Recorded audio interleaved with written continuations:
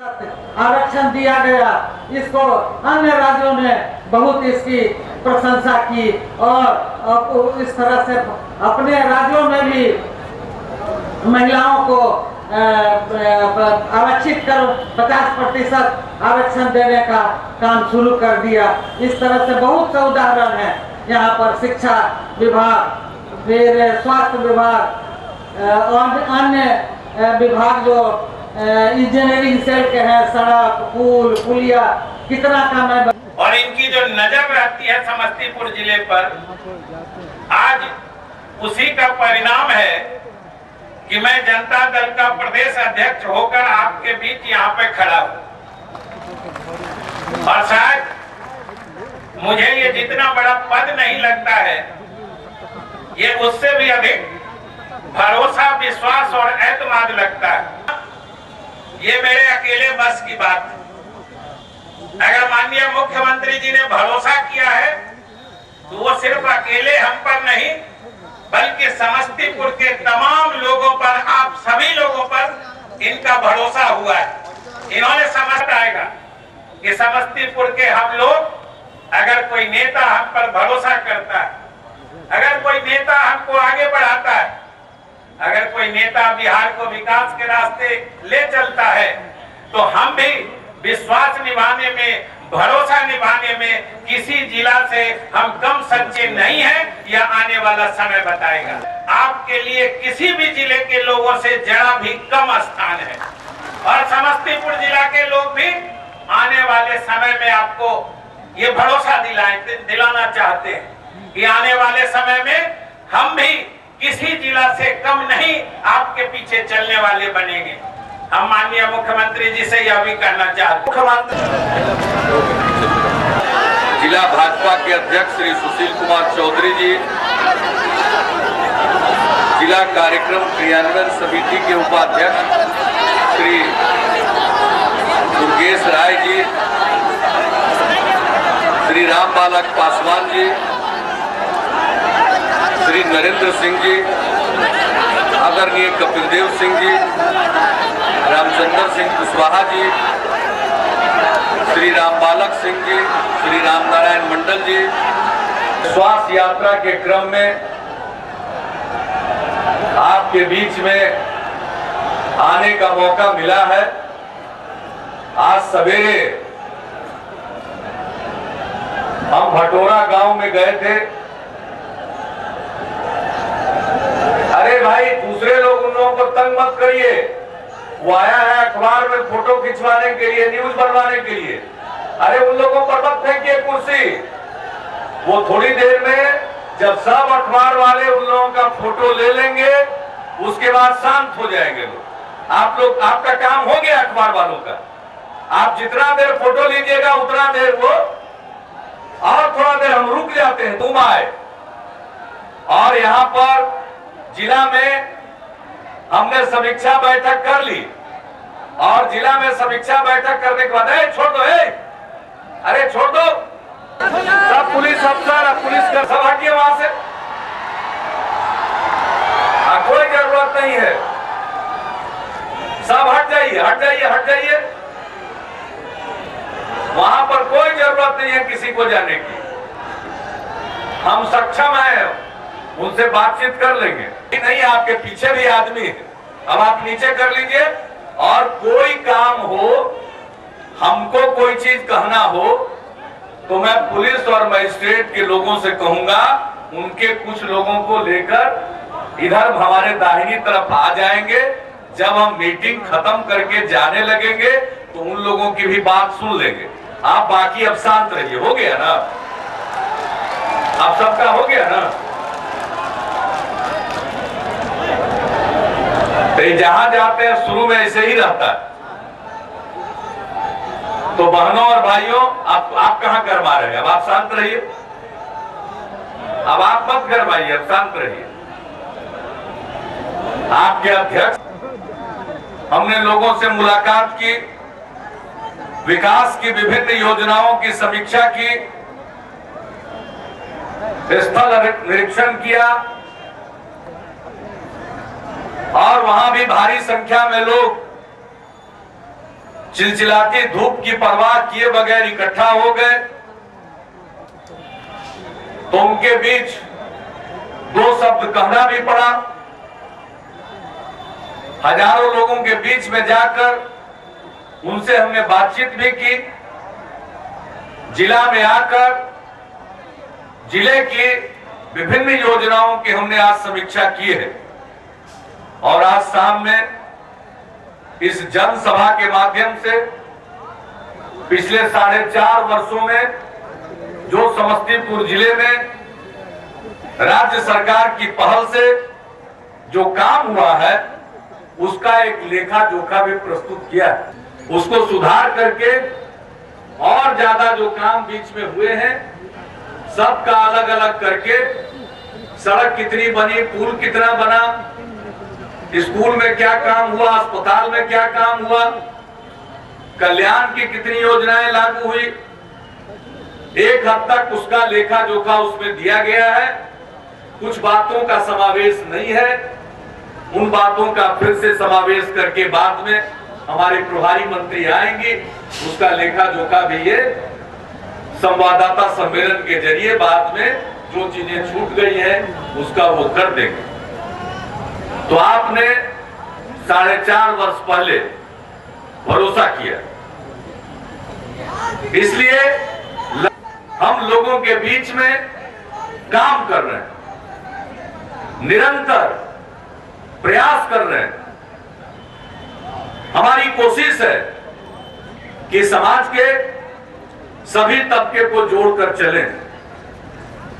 हम लोगों ने प्रारंभ से ही कहा कि हमारी सरकार का विश्वास न्याय के साथ विकास में है। न्याय के साथ विकास का मतलब है समाज के सभी तबके का विकास, और न्याय के साथ विकास का मतलब है बिहार के विभिन्न क्षेत्रों का विकास। हमने बिहार के विभिन्न क्षेत्रों का एक समान दृष्टिकोण अपनाते हुए विकास की योजनाओं को मंजूरी दी और समाज के सभी तबके की खिदमत करने की कोशिश की। हमने किसी को छोड़ा नहीं, समाज के सभी तबके के लोगों को जोड़ा, और यही कारण कि आज समाज में अविश्वास का वातावरण, आज वह नहीं, आज आपस में मेल जोल का भाव, सबको इस बात का एहसास हो गया कि तनाव का कोई लाभ नहीं है। ये फर्क क्यों आया? पहले के लोगों की दिलचस्पी तनाव में थी, हम लोगों की दिलचस्पी भाईचारे में। हम नहीं चाहते कि समाज में किसी प्रकार का तनाव रहे। हमने समाज के सभी तबके के लोगों को लेकर चलने की कोशिश की है। जैसे आजादी की लड़ाई में समाज के सभी तबके के लोगों की भागीदारी हुई, उसी तरह से विकास के इस अभियान में समाज के सभी तबकों को हिस्सेदार बनाने की हमने कोशिश की है। और यही कारण कि आज सब लोगों का विश्वास हम लोगों को मिला। हमने कोई विभेद नहीं किया, चाहे हिंदू हो या मुसलमान हो, सिख हो या ईसाई हो, कोई धर्म मजहब को मानने वाले लोग हों या किसी भी जात बिरादरी के लोग हों, चाहे ऊंची जाति के हों, चाहे पिछड़ी जातियों के लोग हों, अति पिछड़े वर्ग के लोग हों, अनुसूचित जाति में दलित समाज के लोग हों, महादलित समाज के लोग हों, आदिवासी लोग हों, एकीकरण पर जोर दिया। हमारी महिलाएं विकास के अभियान में हिस्सेदार नहीं बन पाती थी, घरों में कैद रहती थी, उनको मालूम नहीं था। बहुत कुछ वो सार्वजनिक विषयों पर, आम सरोकार के जो विषय थे उसमें उनकी कोई भागीदारी नहीं हो पाती थी। के अंदर जो शक्ति है उसका सदुपयोग नहीं हो पाता था। हमारी सरकार बनी, हमने महिलाओं के लिए 50% आरक्षण दिया पंचायत में और उसके बाद नगर निकाय में। महिलाएं जीत कर आई 50% से भी ज्यादा। शुरू में कुछ मर्द लोग गुनगुनाए थे हम पर, कहते थे औरत लोग मुखिया बनेगी या मर्दाना लोग बच्चा खिलावेगा, लेकिन हमने कहा कि ऐसा मत बोलिए, अगर दोनों शाम ठीक से भोजन कर रहा है घर में तब। हम भी मजाक में बात को निकालते थे, लेकिन आज देख लीजिए, जो काम 4 साल पहले हम लोगों ने बिहार में किया, कई राज्यों ने उसका अनुकरण किया और अब भारत सरकार ने तय किया है कि पूरे देश में पंचायती राज संस्थाओं में और नगर निकायों में 50% आरक्षण दिया जाएगा और इसके लिए संविधान में संशोधन किया जाने वाला। तो जो काम हमने यहाँ शुरू किया, उसके चलते जो महिलाओं की शक्ति थी, उनकी जो ताकत थी, उनकी जो बुद्धि थी, उनकी जो मेधा थी, उसका उपयोग हुआ। और मैं सब जगह कहता हूं, हमने देखा है पुरुष जनप्रतिनिधि, महिला जनप्रतिनिधि सबको देखा है। और कौन कहता है कि महिला जनप्रतिनिधि काम नहीं कर पाएंगी? मेरा तो अपना तजुर्बा है। मैंने जनप्रतिनिधियों की बैठक बुलाई थी, हमने उसमें देखा पुरुष भी बोले, महिलाएं भी बोली, पुरुष भी अच्छा बोले, लेकिन पुरुष तो अच्छा बोलते ही हैं, पुरुष का तो अभ्यास है। लेकिन हमने देखा कि महिलाएं भी बहुत ठीक ढंग से अपनी बात को रख रही, तो उनके अंदर जो शक्ति है, जो ऊर्जा है, जो मेधा है, उसका इस्तेमाल नहीं होता। हमने उसका इस्तेमाल किया और उसके साथ ही हमने देखा कि उनके बीच में शिक्षा का प्रसार करना चाहिए। गरीबी के कारण लोग अपनी बेटियों को नहीं भेजते थे। प्राइमरी स्कूल तक पढ़ ली तो पढ़ ली, मिडिल स्कूल भी नहीं जा पाती थी। तो बीपीएल हो या एपीएल हो या दोनों में से कहीं नाम न हो, हर लड़की को 6ठी क्लास में जाने पर साल भर में 2 जोड़ी पोशाक, 1 जोड़ी जूती और 1 बैग खरीदने के लिए 700 रुपया देना शुरू किया। नतीजा हुआ लड़कियों की संख्या बढ़ गई स्कूल में। जो लड़कियां पढ़तियों की संख्या कहीं कहीं 2 गुना, कहीं कहीं 3 गुना हो गया। इतना बड़ा परिवर्तन किसी और योजना से देश में नहीं आया। लड़कियों को जब पोशाक दिया, उसका लाभ हुआ, तो हमने तय किया कि मिडिल स्कूल तक ही खाली लड़की क्यों पढ़ेगी, हाई स्कूल में भी जाएगी। इसलिए उसको प्रोत्साहित करने के लिए हमने कहा कि जो भी लड़की 9वीं क्लास में जाएगी, चाहे किसी परिवार की बच्ची हो, सबको साइकिल खरीदने के लिए पैसा देंगे। पटना में, समस्तीपुर में लड़की साइकिल नहीं चलाती थी, आज गांव-गांव में लड़की साइकिल चलाकर स्कूल जा रही है। पूरे गांव का नजारा बदल गया, लड़कियों में आत्मविश्वास आ गया। आज हम गांव में थे, भटोरा देखा, एक लंबी कतार लड़कियों की साइकिल लेकर के आई हुई है। कल हम थे दरभंगा में, कहना मुश्किल है कितना लंबा दूरी तक लड़की साइकिल ले लेकर के खड़ी थी। वो अपने उत्साह का, अपने उमंग का प्रदर्शन कर रही थी। तो ये मामूली बात नहीं। और आपको मालूम है कि जब हमने साइकिल योजना शुरू की, तो बिहार में उस समय लड़कियों की संख्या 1,60,000 से लेकर 1,70,000 के बीच में थी 9वीं क्लास में। और 3 साल के अंदर आपको मालूम है 2010 में लड़कियों की संख्या 9वीं क्लास में कितना हो गई? इस साल 4,90,000 लड़की हो गई। कहां 1.5 लाख के करीब, 4,90,000। पढ़ने की तमन्ना पैदा हुई, हौसला पैदा हुआ। तो हमने जब देखा कि लड़कियों को उत्साह आ गया और लड़की के पढ़ाने पर हम लोग इसलिए जोर दिए ताकि लड़कियां अगर पढ़ जाएगी अपने ससुराल। क्या सबसे बड़ी पूंजी? हमारी पूंजी है हमारी युवा पीढ़ी। अब बैठ जा, सुनो बात को सुनो। हमारी सबसे बड़ी पूंजी है हमारी युवा पीढ़ी। हमारी युवा पीढ़ी अगर पढ़ ले तो फिर उसका कोई मुकाबला नहीं कर सकता। आज देखिए बिहार देश के किसी कोने में किसी तरह की परीक्षा होती है, बिहार के लोग सबसे ज्यादा संख्या में पास करते हैं। चाहे वो एडमिशन के लिए परीक्षा हो, चाहे नौकरी के लिए परीक्षा हो। तो बिहार के लोगों में मेधा, अगर हम अपने बच्चियों को पढ़ा देंगे तो फिर बिहार का कोई मुकाबला नहीं कर सकता। इतना आगे बिहार बढ़ेगा। इसलिए हमने शिक्षा, खुले में शौच मत कीजिए, 10 तरह की बीमारी होती। हमने सबों के लिए, जिनके घर में शौचालय नहीं है, उनके लिए शौचालय की योजना बनाई है। बीपीएल परिवारों के लिए तो जो योजना है उसमें केंद्र सरकार भी सहायता देती है, राज्य सरकार भी अंशदान देती। लेकिन हमने एपीएल परिवार के लिए योजना शुरू की, लोहिया स्वच्छता योजना। हमको मालूम हुआ कि हमारे बिहार में उस समय के सर्वेक्षण के मुताबिक 56 लाख एपीएल परिवार हैं जिनके घरों में शौचालय नहीं। आप कल्पना करिए महिलाओं की स्थिति। महिलाओं को सवेरा होने के पहले जाना पड़ता है और शाम में अंधेरा होने का इंतजार करना पड़ता है। कितनी बड़ी पीड़ा। इसलिए हमने तय किया कि एक ही एपीएल परिवार को भी शौचालय बनाने के लिए हम सहायता करेंगे, हम सबका आह्वान करेंगे। घरेलू शौचालय जरूर बनाइए, महिलाओं का ख्याल करिए। अगर अपना ख्याल नहीं है तो कम से कम महिलाओं का ख्याल करिए। तो यह भी एक अभियान के तौर पर हम चला रहे हैं।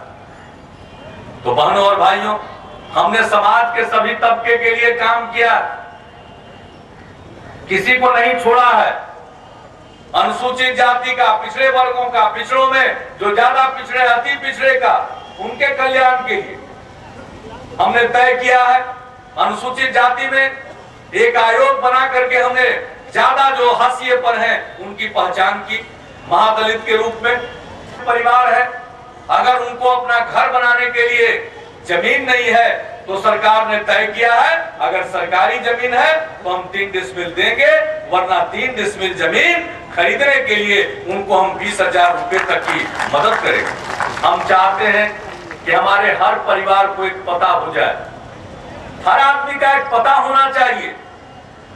आप कल्पना करिए, मैं अपने अधिकारियों को कहता हूं, आप कल्पना करिए आप इस पीड़ा से नहीं गुजरे। अगर आपके पास पता नहीं होता तो आपका नियुक्ति पत्र किस पते पर जाता? आपने कभी कल्पना की है? जिस आदमी के पास अपना कोई पता नहीं है उसकी अपनी कोई पहचान नहीं हो पाती। इसलिए हम चाहते हैं कि हर परिवार का एक पता हो।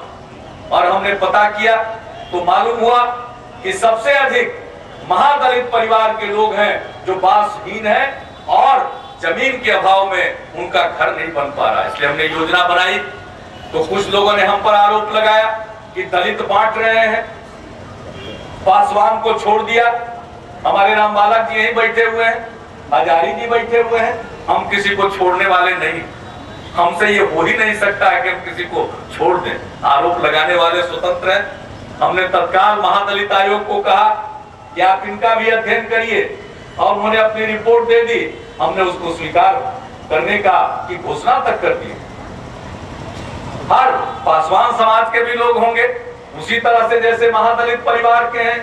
अगर वो बासहीन होंगे, बास जमीन उनके पास नहीं है तो उनको भी जमीन देंगे या जमीन खरीदने के लिए पैसा देंगे ताकि उनका भी अपना पता हो सके। तो समाज के सभी तबकों के, किसानों के विकास के लिए हमने कृषि रोड मैप बनाया और समस्तीपुर से बेहतर जगह क्या हो सकती है उसकी चर्चा की।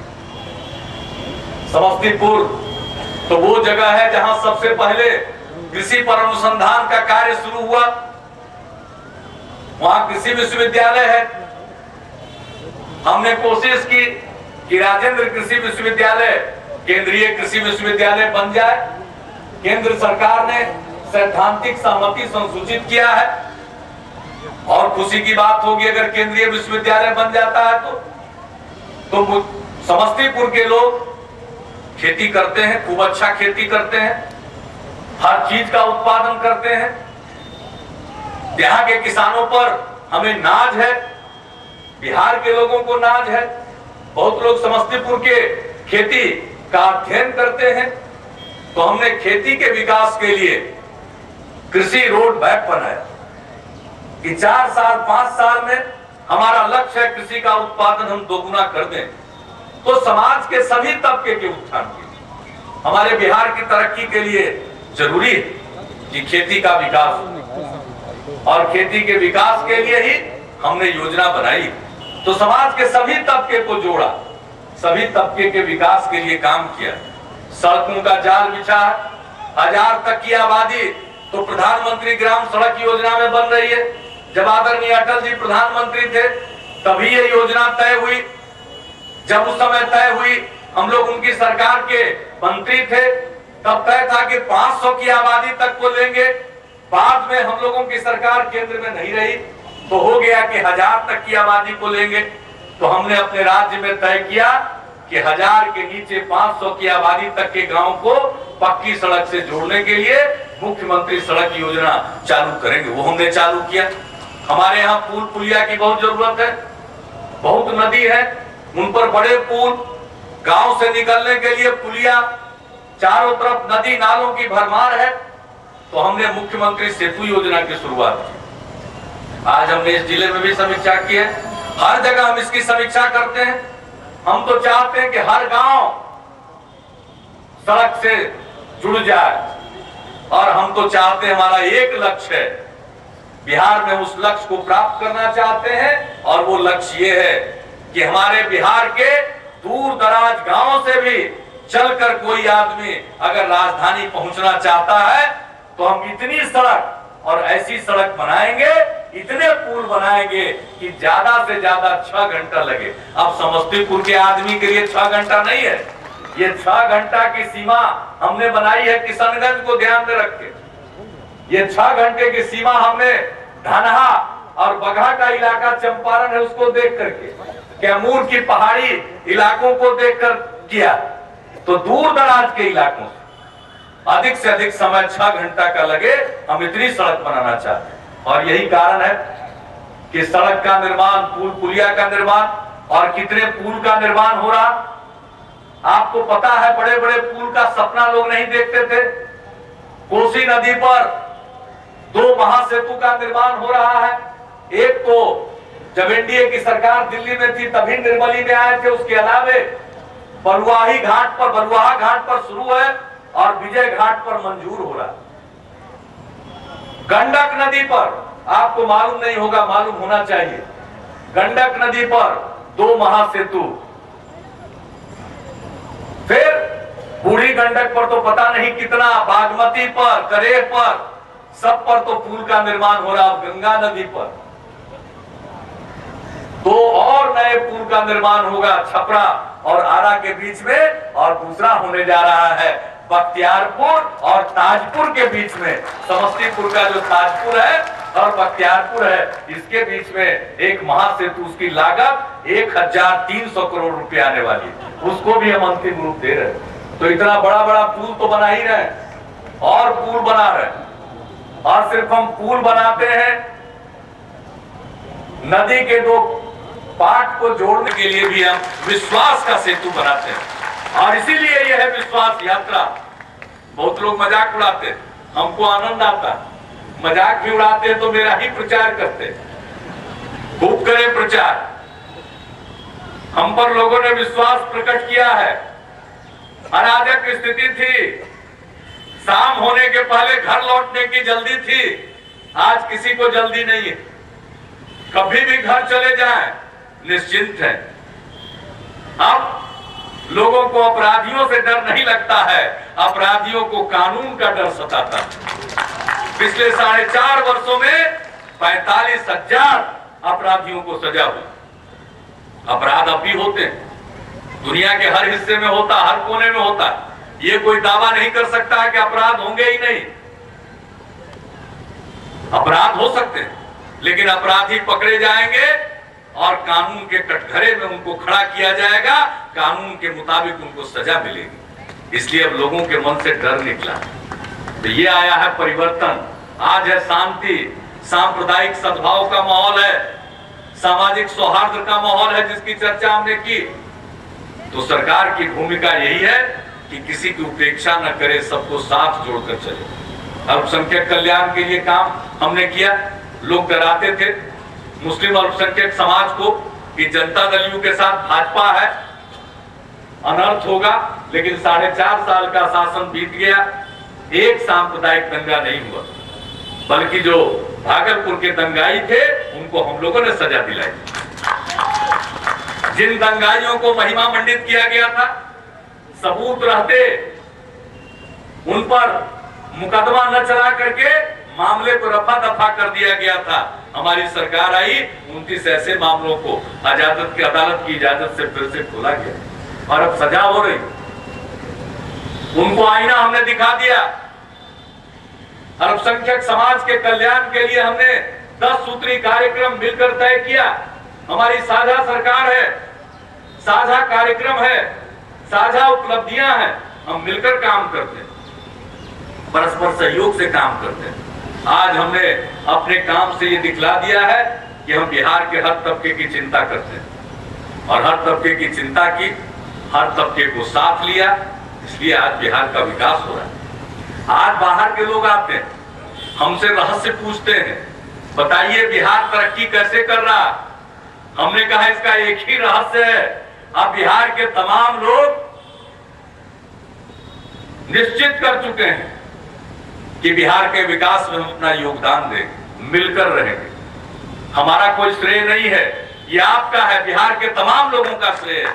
हिंदू, मुस्लिम, अगड़ा, पिछड़ा, अति पिछड़ा, दलित, महादलित, आदिवासी, स्त्री, पुरुष, सबको इसका श्रेय जाता है। और हम आपसे एक ही करबद्ध प्रार्थना करें कि ये माहौल अगर बना रहेगा तो बिहार को आगे बढ़ने से दुनिया की कोई ताकत नहीं रोक सकती। अभी जो काम शुरू हुआ है, बाहर जाने वालों की संख्या घट गई। अभी 4 दिन पहले दिल्ली में एक कार्यक्रम था, दैनिक जागरण अखबार के द्वारा एक कार्यक्रम किया गया था, उसमें हमको भी बुलाया था।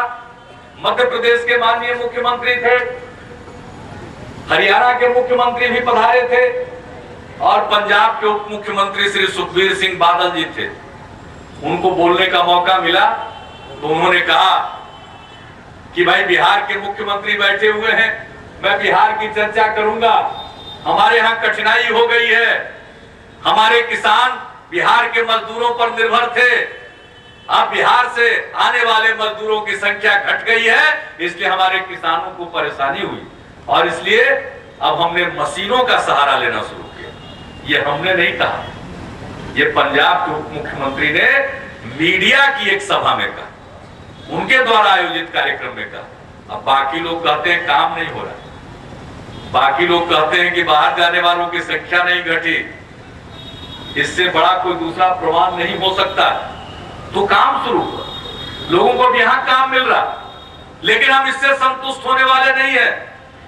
बिहार में तो बहुत काम हो सकता है, बिहार में तो अपार संभावना। हमारे यहाँ पूंजी निवेश का प्रस्ताव लोगों ने दिया, लेकिन केंद्र का सहयोग नहीं मिलता है। हमारे यहाँ गन्ना पर आधारित उद्योग लगाने का प्रस्ताव मिला है, गन्ना के रस से लोग इथेनॉल बनाना चाहते हैं, लोग बिजली का उत्पादन करना चाहते हैं, लेकिन केंद्र इजाजत नहीं दे रहा। 22,000 करोड़ रुपए का प्रस्ताव लंबित है। उत्पादन बिजली का बिहार में नहीं था, बिहार एक अजूबा राज्य था। आज बिजली के कई उत्पादन केंद्रों पर काम चल रहा है। हम बिजली की अपनी इकाई बिठा रहे हैं एनटीपीसी के साथ मिलकर, और निजी क्षेत्र के लोग भी बिजली घर लगाना चाहते हैं। लोगों ने प्रस्ताव दिया, हम उनको सहायता दे रहे हैं, लेकिन बिजली घर बनाने के लिए कोयला चाहिए। कोयला का मालिक है केंद्र सरकार और कोयला का लिंक नहीं दे रहा है कि किस खदान से हम तुमको बिजली देंगे। पूरी 11वीं पंचवर्षीय योजना में बिहार के लिए एक भी बिजली घर के लिए कोयले का लिंक केंद्र ने नहीं दिया है। हम तो 12वीं पंचवर्षीय योजना के लिए प्रयास कर रहे हैं। तो बहनों और भाइयों, निवेश भी आएगा, असहयोग का रवैया है। हम तो कहते हैं कि हमको पैसा नहीं चाहिए, हालांकि पैसा भी मिलना चाहिए। बुंदेलखंड को सूखा राहत के लिए पैकेज मिलता है, हमको कोई एतराज नहीं, लेकिन क्या कोसी के आपदा पीड़ितों को भी पैकेज नहीं मिलना चाहिए? लाखों लोग अभी भी बेघर हैं, लाखों एकड़ जमीन पर बालू की परत जमी है, क्या उनको मदद की आवश्यकता नहीं है? क्या बिहार को नहीं मिलना चाहिए? ये केंद्र की अनदेखी है बिहार की। पैकेज भी मिलना चाहिए, पैसा भी मिलना चाहिए, लेकिन हम पैसे को भूलने के लिए तैयार हैं। हमें सिर्फ एक चीज चाहिए, हमको विशेष राज्य का दर्जा दे दीजिए। विशेष राज्य का दर्जा मिलेगा तो बहुत प्रकार के केंद्रीय करों में रियायत मिलेगी, पूंजी वाले यहाँ पूंजी लगाएंगे, कल कारखाने खुलेंगे, नवयुवकों को नवयुवतियों को काम मिलेगा, बिहार की तरक्की होगी। हमें कुछ नहीं चाहिए। आइए विकास में सहायता कीजिए, मदद तो कुछ करते नहीं है, उल्टा आरोप लगाते। मैं आरोपों की परवाह नहीं करता हूं, लेकिन हकीकत है जब हम सड़क पर काम करते हैं तो बहुत नेता हैं, बहुत विरोधी हैं जो कहते हैं दिल्ली का पैसा। कौन सा पैसा दिल्ली का है?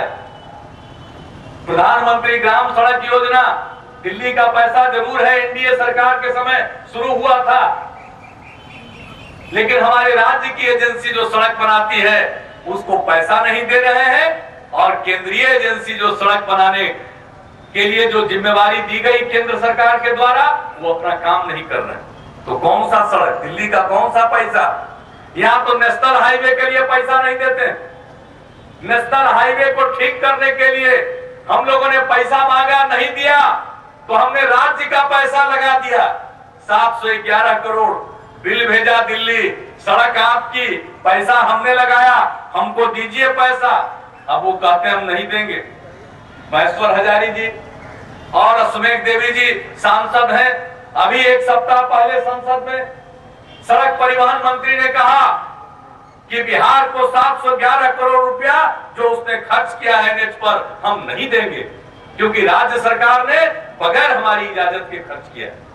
वाह भाई, बिना इजाजत के खर्च किया, खर्च तो किया।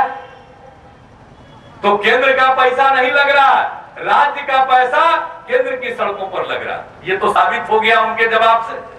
अब ये बात अलग है, अनुमति नहीं ली, हम पैसा मांग रहे सड़क ठीक करो।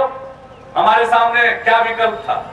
या तो नेशनल हाईवे में जितना गड्ढा था वहां पर हम अपने पूर्ववर्ती की तरह वहां पर तख्ती लगा देते कि ये केंद्र सरकार की सड़क है। उससे क्या होता? नागरिकों को कोई तकलीफ तो नहीं घटती। उसके चलते हम बाजार से ऋण ज्यादा लेने में सक्षम हो रहे हैं, और जो टैक्स का पैसा आ रहा है उसमें जो हमारी हिस्सेदारी बढ़ रही है, इन सबों के चलते जहां बिहार में 3000 करोड़ रुपए की योजना साल भर में नहीं बनती थी, लागू होने की बात को छोड़ दीजिए, वहां हमने अभी 31 मार्च को खत्म हुए साल में 14,500 करोड़ रुपया खर्च किया, और इस साल के लिए हमारा लक्ष्य है 20,000 करोड़ रुपया।